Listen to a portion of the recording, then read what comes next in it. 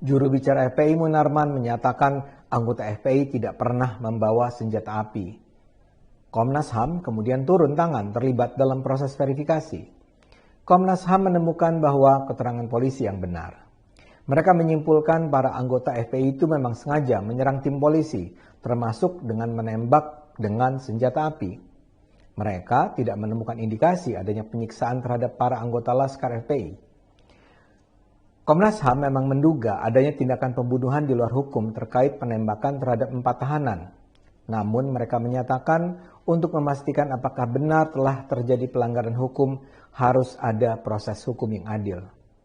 Sementara itu kubu pecinta Rizik dan FPI terus berkukuh menyebarkan narasi bahwa polisi menzalimi para anggota FPI. Mereka menggambarkan ke-6 anggota FPI yang tewas itu mati syahid dalam menegakkan jihad.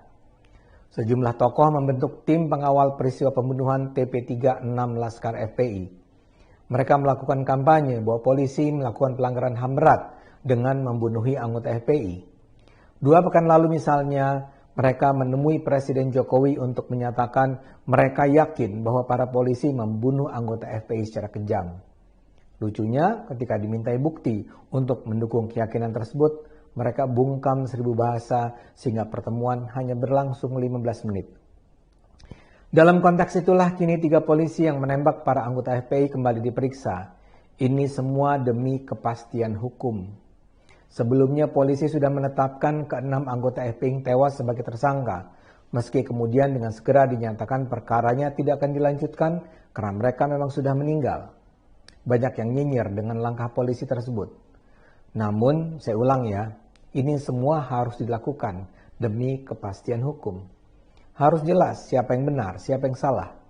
Para anggota FPI itu bukan pejuang kebenaran. Mereka itu menyerang polisi bukan sekedar agar polisi tidak bisa terus membuntuti Rizik. Mereka menyerang mungkin sekali untuk membunuhi polisi. Karena itu semua harus diletakkan sesuai duduk perkaranya. 6 anggota FPI itu dinyatakan sebagai tersangka karena mereka diduga melakukan aksi kejahatan. Begitu pula pemeriksaan 3 polisi ini. Harus dipastikan secara hukum apakah tindakan mereka dibenarkan atau tidak secara hukum. Abdullah Hehamahua menantang polisi untuk bersumpah mubahalah.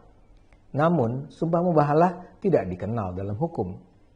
Yang terpenting ada pemeriksaan secara bertanggung jawab, yang prosesnya berada di bawah pengawasan publik. Ketiga anggota polisi itu harus menjelaskan apa yang sebenarnya terjadi. Dan pihak-pihak yang berkepentingan bisa menilai validitas jawaban polisi tersebut.